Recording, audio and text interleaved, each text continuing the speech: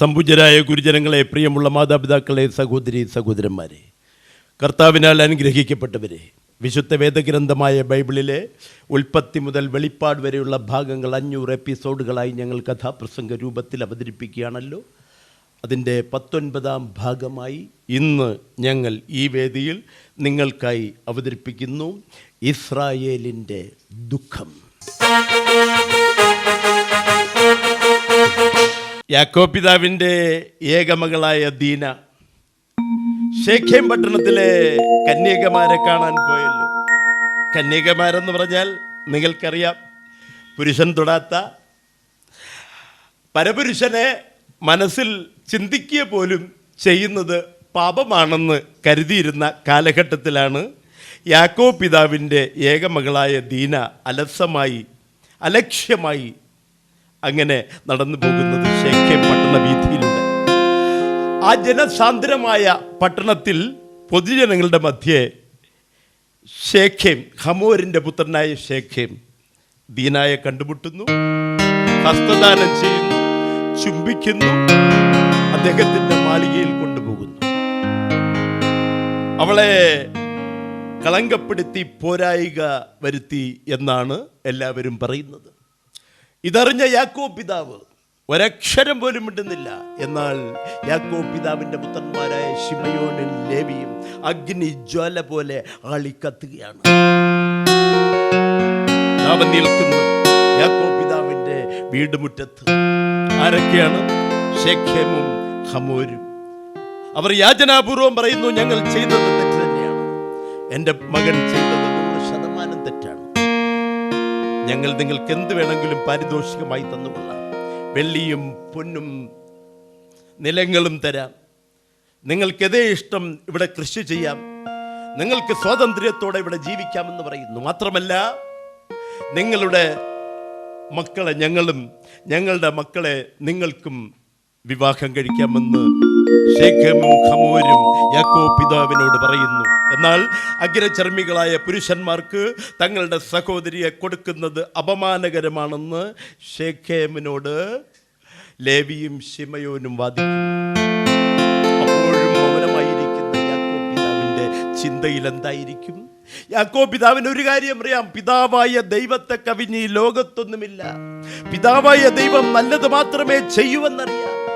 ഒടുവിൽ അവർ ഒരു ഉടമ്പടി സ്ഥാപിക്കുന്നു. ശിമയോനും ലേവിയും പറയുന്നു, ഷേഖേം പട്ടണത്തിലെ പുരുഷ പ്രജകളെല്ലാം അഗ്രചർമ്മം ഛേദിച്ചാൽ ഞങ്ങൾ ഈ ബന്ധത്തിന് തയ്യാറാണെന്ന് പറയുന്നു. അതെ, ഷേഖേം പട്ടണത്തിലെ പുരുഷ പ്രജകളെല്ലാം അഗ്രചർമ്മം ഛേദിക്കട്ടെ.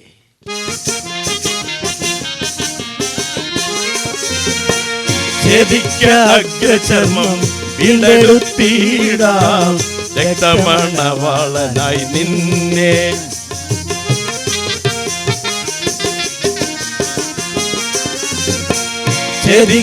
അഗ്രചർമ്മം വീണ്ടെടുത്തിടാം, രക്തമണവാളനായി നിന്നെ. ഷേഖേം പട്ടണത്തിലെ പുരുഷ പ്രജകളെല്ലാം അഗ്രചർമ്മം ഛേദിക്കട്ടെ. ഷേഖേം പട്ടണത്തിലെ പുരുഷ പ്രജകളെല്ലാം അഗ്രചർമ്മം ഛേദിക്കട്ടെ. അഗ്രചർമ്മം വീണ്ടെടുത്തിടാം, രക്തമണവാളനായി നിന്നെ. അഗ്രചർമ്മം വീണ്ടെടുത്തിടാം, രക്തമണവാളനായി നിന്നെ. യാക്കോബിൻ്റെ പുത്രന്മാർ ശിമയോനും ലേവിയും വച്ച ഉപാധികൾ അംഗീകരിച്ചുകൊണ്ടാണല്ലോ ഷേഖേമും ഹമോരും സ്വന്തം മാളികയിലെത്തിയത്. സ്വന്തം മാളികയിലെത്തിയ ഹമോർ തൻ്റെ പുത്രനായ ഷേഖേമിനെ അരികിൽ വിളിച്ചു. എടാ മക്കളെ, എന്താ അപ്പാ? എന്തോ എനിക്കൊരു പന്തികേട് പോലെ അവരുടെയൊക്കെ സംസാരവും രീതിയും കണ്ടിട്ട് ഇത് നടക്കുമെന്ന് എനിക്ക് തോന്നുന്നില്ല. അതുകൊണ്ട് അപ്പൻ നിന്നോടൊരു കാര്യം പറയാം. എന്താണപ്പാ? നമുക്ക് ഈ ബന്ധം വേണ്ട, നീ അവളെ ഉപേക്ഷിക്കണം, നീ അവളെ അവളുടെ വീട്ടിൽ കൊണ്ടുചെന്നാക്കണം. അപ്പ അപ്പൻ എന്താണ് ഈ പറയുന്നത്? ഞാൻ ദീനായ ഉപേക്ഷിക്കുവാനോ? ശേഖേം പട്ടണത്തിൽ നിന്നും അവളെ കൈക്ക് പിടിച്ച് കൊണ്ടുവന്ന് അവളെ കളങ്കപ്പെടുത്തി പോരായിക വരുത്തി എൻ്റെ മാളികയിൽ വിട്ടിട്ട് ഞാൻ അവളെ ഉപേക്ഷിക്കുക എന്ന് പറയുന്നത്? അപ്പൻ എന്താണ് ഈ പറയുന്നത്? എനിക്ക് അവളെ ഉപേക്ഷിക്കുവാൻ കഴിയില്ലപ്പ, കഴിയില്ല.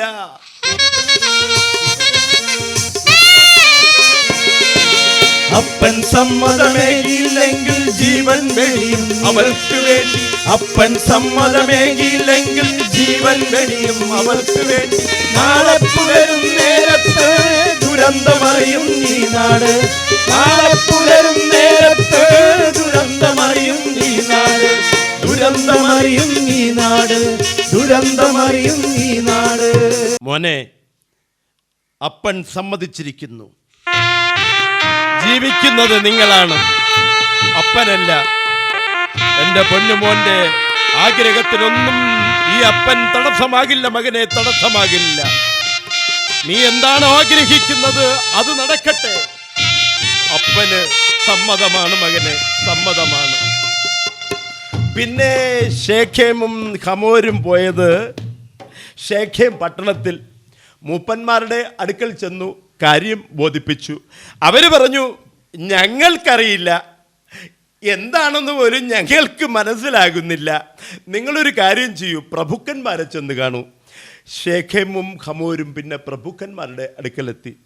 അവർ പറഞ്ഞു, എല്ലാം അവിടുത്തെ ഇഷ്ടം പോലെ. ഒരു കല്യാണം നടക്കാൻ വേണ്ടിയല്ലയോ, ഒരു നല്ല കാര്യത്തിന് വേണ്ടിയല്ലയോ, അഗ്രചർമ്മം ഛേദിച്ചാലും മൂക്ക് മുറിച്ചാലും ഞങ്ങൾക്ക് കുഴപ്പമില്ല. അല്ല ആശാൻ, ഒരു സംശയം, എന്താ ഈ അഗ്രചർമ്മം ഛേദിക്കുക എന്ന് പറഞ്ഞാൽ? എനിക്കൊന്നും മനസ്സിലാകുന്നില്ല. അതൊന്നും ഇല്ലെന്നേ, കണ്ണിറുക്കി അടച്ചങ്ങ് നിൽക്കണം, ഒരു ഉറുമ്പ് കടിക്കുന്ന വേദന മാത്രം. എങ്കിലും ആശാനെ, ഉറുമ്പ് കടിച്ചാലും പൂന കടിച്ചാലും വേദന വേദന തന്നെ. പിന്നെ ഒരു നല്ല കാര്യത്തിനല്ലയോ, ഒരു കല്യാണം നടക്കാൻ വേണ്ടിയല്ലയോ എന്ന് ചിന്തിക്കുമ്പോ ഇതൊരു വേദനയല്ല, വെറുമൊരു കുനുകുനു മാത്രം. പ്രിയമുള്ളവരെ, അഗ്രചർമ്മം ഛേദിക്കുക എന്ന് പറഞ്ഞാൽ ഒരു ചടങ്ങോ ആചാരമോ അല്ല, ദൈവത്തോട് ചേരുവാനുള്ള ഉടമ്പടിയാണ്. അഗ്രചർമ്മം ഛേദിക്കുന്നതിന് മുമ്പ് വ്രതമെടുക്കണം എന്ന് പറഞ്ഞാൽ 7 ദിവസം വിശുദ്ധിയോടെ കുളിച്ച് വസ്ത്രം മാറണം. അശുദ്ധമായതൊന്നും തൊടാൻ പാടില്ല, അശുദ്ധമായതൊന്നും ഭക്ഷിക്കാൻ പാടില്ല, സ്ത്രീ പുരുഷ ബന്ധം പാടില്ല. അഗ്രചർമ്മം ഛേദിക്കുക എന്ന് പറഞ്ഞാൽ സ്തുതിയാലും ആരാധനയാലും വ്രതത്തോടും ശുദ്ധിയോടും മാത്രമേ അഗ്രചർമ്മം ഛേദിക്കാവൂ. ഇല്ലെങ്കിലേ അവൻ എന്താണെന്ന് മനസ്സിലാക്കും. പുറംജാതിക്കാരായ ഇവർക്കുണ്ടോ വിശുദ്ധി? കഴുതയും കുരങ്ങനെയും ചുട്ടുതിന്ന് മദ്യവും മധുരാക്ഷിയുമായി ഭൗതിക ജീവിതം നയിക്കുന്ന, മ്ലേച്ഛ ജീവിതം ജീവിക്കുന്ന ശേഖേം പട്ടണത്തിലെ ഈ പുരുഷന്മാർക്കുണ്ടോ വിശുദ്ധി? അവര് വരുന്നത് കണ്ടില്ലേ? അഗ്രചർമ്മം ഛേദിക്കുവാൻ നിരനിരയെ അണി അണിയായി ദാ വരുന്നു. നിരയായി നിരനിരയായി നിരയായി നിരനിരയായി വന്നു നിൽക്കുന്നിതാ തെല്ലുഭയത്തോടെ, വന്നു നിൽക്കുന്നിതാ തെല്ലുഭയത്തോടെ. കൽക്കത്തികൾ കണ്ടു കരഞ്ഞു, ആർത്തനാദം എങ്ങും മുഴങ്ങി. കൽക്കത്തികൾ കണ്ടു കരഞ്ഞു, ആർത്തനാദം എങ്ങും മുഴങ്ങി. നിരയോ നിര നിരയോ നിരയോ നിര നിരയോ നിരയോ നിര നിരയോ നിരയോ നിര നിരയോ നിരയായി നിരനിരയായി നിരയായി നിരനിരയായി വന്നു നിൽക്കുന്നിതാ തെല്ലുഭയത്തോടെ, വന്നു നിൽക്കുന്നിതാ തെല്ലുഭയത്തോടെ. ദൈവ സാന്നിധ്യമില്ലാതെ, വിശുദ്ധിയില്ലാതെ അശുദ്ധ ജീവിതം ജീവിക്കുന്ന പുറം ജാതിക്കാരായ പുരുഷന്മാർ അഗ്രചർമ്മം ഛേദിക്കുവാൻ വന്ന് നിരന്നു നിൽക്കുന്നത് കണ്ടില്ലേ? ഭംഗിയാണ്, എന്ത് കാണാൻ ചന്തമാണ്. പച്ചമാംസങ്ങൾ കൽക്കത്തികൾ കൊണ്ട് മുറിച്ചു മാറ്റിയപ്പോൾ വേദന സഹിക്കാനാവാതെ അലമുറയിട്ടുകൊണ്ട് ഓടുകയാണ് പുരുഷന്മാർ.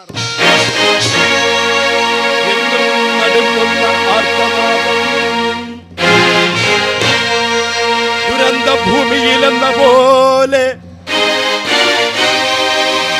പിടയുന്നു, ഞെളിപിരി കൊണ്ട് പുളയുന്നു. കീറി മുറിച്ച പച്ചമാംസത്തിൻ വേദനയാ.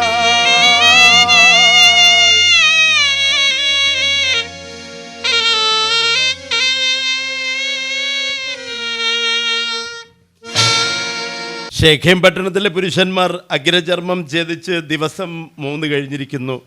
വ്രണം ഉണങ്ങിയില്ല, ചീഞ്ഞളിഞ്ഞ് ദുർഗന്ധം വമിക്കാൻ തുടങ്ങി. വിശുദ്ധിയില്ലാതെ, ദൈവ സാന്നിധ്യമില്ലാതെ ചെയ്ത കാര്യമല്ലയോ?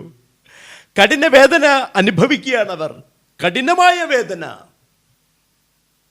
അല്ല, ശേഖേം പട്ടണ വീതിയിലൂടെ ഊരിപ്പിടിച്ച വാളുകളുമായി വരുന്നത് ആരാണ്? ശിമയോനും ലേവിയും കൂട്ടുദാസന്മാരും. ഊരിപ്പിടിച്ച വാളുകളുമായി വന്ന അവർ ശേഖേം പട്ടണത്തിലെ ഓരോ കുടിലുകളിലും വീടുകളിലും ഇരച്ചു കയറി അഗ്രചർമ്മം ഛേദിച്ച് സഹിക്കാനാവാത്ത വേദനയുമായിരിക്കുന്ന പുരുഷന്മാരെ, പുരുഷപ്രജകളെ തലങ്ങും വിലങ്ങും വെട്ടിനുറുക്കി ആ രക്തക്കളമായി മാറി ശേഖേം പട്ടണം. അലമുറയിട്ട് ഓടുന്ന സഹോദരിമാർ, പിഞ്ചുകുഞ്ഞുങ്ങൾ, ശേഖേം പട്ടണത്തിലെ പുരുഷന്മാരെല്ലാം മരിച്ചു വീണു, രക്തത്തിൽ കുളിച്ചു മരിച്ചു വീണു. ശേഖേം പട്ടണം മുഴുവൻ കുരുതിക്കളമായി മാറി. ശേഖേമും ഖമോരും വെട്ടേറ്റ് വീണു. ശിമയോനും ലേവിയും ശേഖേമിന്റെ മാളികയുടെ മുന്നിലെത്തി. അവർ ഉറക്കെ വിളിച്ചു, ദീന ഇറങ്ങി വാ, ഇത് ഞങ്ങളാണ്, നിന്റെ സഹോദരന്മാർ ശിമയോനും ലേവിയും, ഇറങ്ങി വാ. ദേ ഇറങ്ങി വരുന്നു, ഭയമില്ലാതെ, ദുഃഖമില്ലാതെ ദീന. ആ കുരുതിക്കളത്തിലൂടെ, ചോരക്കളത്തിലൂടെ പച്ച മാംസങ്ങളെ ചവിട്ടി മെതിച്ചുകൊണ്ട് വരികയാണ് ദീന. അവളുടെ കണ്ണുകളിൽ നോക്കിയാൽ അറിയാം അവൾക്ക് ദുഃഖമുണ്ടോ എന്ന്.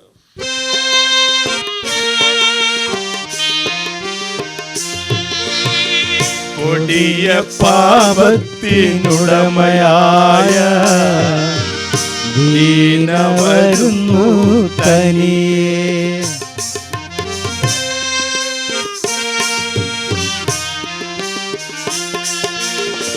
കൊടിയ പാപത്തിനുടമയായ ദീന വരുന്നു തനിയേ. അടർക്കളത്തിൽ ചുവടുകൾ വച്ച് ഭാവഭേദമില്ലാതെ, അടർക്കളത്തിൽ ചുവടുകൾ വച്ചു ഭാവഭേദമില്ലാതെ,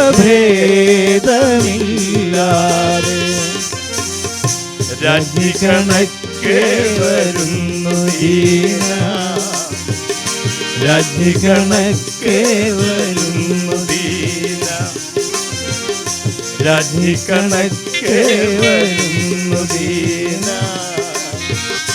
രാജ്ഞി കണക്കെ വരുന്നു ദീന.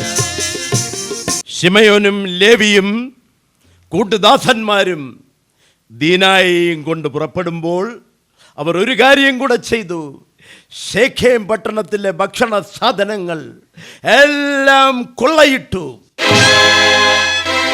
പൊന്നുകൾ, വെള്ളിയാഭരണങ്ങളെല്ലാം മോഷ്ടിച്ചു. മാത്രമല്ല അവിടുത്തെ സ്ത്രീകളെയും കൊച്ചുകുട്ടികളെയും പിടിച്ചുകെട്ടി ബന്ധികളാക്കി.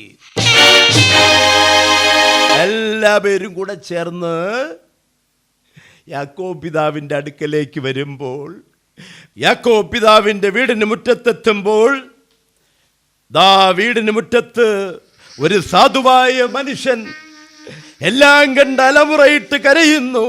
യാക്കോബ് എന്ന ഇസ്രായേൽ തേങ്ങിക്കരയുന്നു.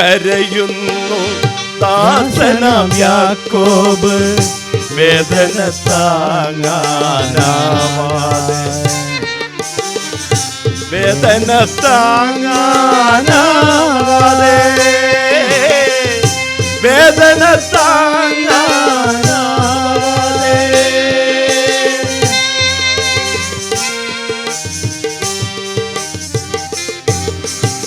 അപ്പൻ എന്തിനാ കരയുന്നേ? ഇവിടെ ആരെങ്കിലും ചത്തോ? ചത്തു മക്കളെ, ചത്തു. നിങ്ങളുടെ അപ്പനായ ഞാൻ ചത്തു.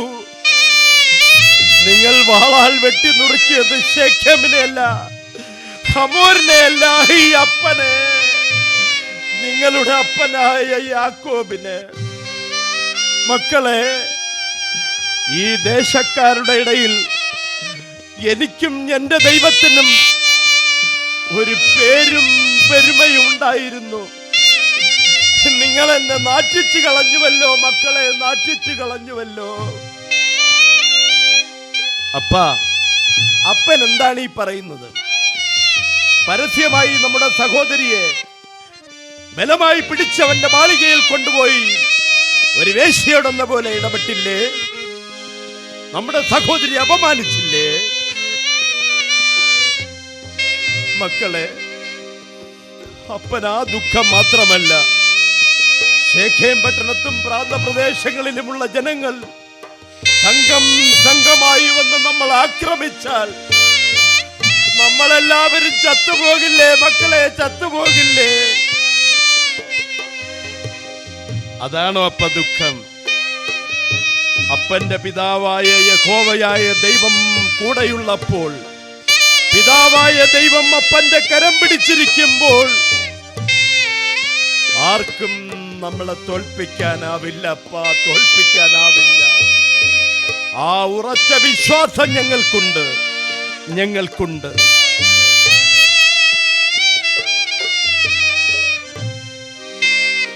കണ്ണുകൾ തുടച്ചുകൊണ്ട് സാധുവായ മനുഷ്യൻ വീടിനുള്ളിലേക്ക് കയറി ചെല്ലുന്നു. അപ്പാ, അഗ്രചർമ്മികളും അന്യദേവന്മാരെ നമസ്കരിക്കുകയും ചെയ്യുന്ന ഈ നീചന്മാരെ, ദേശത്തിന് മഹാപാപം വരുത്തുന്ന ഈ പാപികളെ ഞങ്ങൾ വിടുകയില്ല, കൊല ചെയ്യുക തന്നെ ചെയ്യും. അന്യദേവന്മാരെ വണങ്ങി പാപച്ചേറ്റിൽ വീണവരെ, അന്യദേവന്മാരെ വണങ്ങി പാപച്ചേറ്റിൽ വീണവരെ, അഗ്രചർമ്മികളെ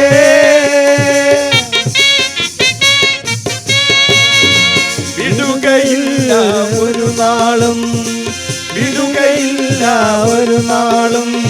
വാളാൽ ഛേദിക്കും സത്യം, വാളാൽ ഛേദിക്കും സത്യം, വാളാൽ ഛേദിക്കും സത്യം, വാളാൽ ഛേദിക്കും സത്യം. അന്ന് രാത്രിയിൽ എല്ലാ കൂടാരങ്ങളിലും അന്തിത്തിരി അണഞ്ഞു. പ്രപഞ്ചമാകെ നിശ്ചലം, കൂരിരുൾ, ആകാശത്തൊരു നക്ഷത്രം പോലുമില്ല, എല്ലായിടവും അന്ധകാരം. എല്ലാവരും സുഖനിദ്രയിലാണ്ടിരിക്കുമ്പോൾ ഒരാൾക്ക് മാത്രം ഉറക്കമില്ല. ആ മനുഷ്യൻ അങ്ങോട്ടും ഇങ്ങോട്ടും നടക്കുകയാണ്, പരിഭ്രാന്തനായി നടക്കുകയാണ്. ആരാണ്? യാക്കോബ് എന്ന ഇസ്രായേൽ. സ്വർഗത്തിന്റെ കവാടം തുറന്നത് ആ ഒരു ശബ്ദം കേൾക്കുന്നു, യാക്കോബേ. അടിയനിതാ, ഭയപ്പെടേണ്ട, ഞാൻ നിന്നോട് കൂടെയുണ്ട്. നീ ദേശം വിട്ട് ബേതേലിലേക്ക് പോവുക, നീ അവിടെ സുരക്ഷിതനായിരിക്കും. ബേതേലിൽ നീ എനിക്കായി ഒരു യാഗപീഠം പണിയുക. ബേതേലിലേക്ക് പുറപ്പെടുകയാണ് യാക്കോബും മക്കളും. നേരം പ്രഭാതമാകുന്നു. കിഴക്ക് നിന്നും ചോരയിൽ കുളിച്ച പോലെ പ്രഭാത സൂര്യന്റെ പൊൻകിരണങ്ങൾ ദാ അലിഞ്ഞലിഞ്ഞു വരുന്നു. കിഴക്കു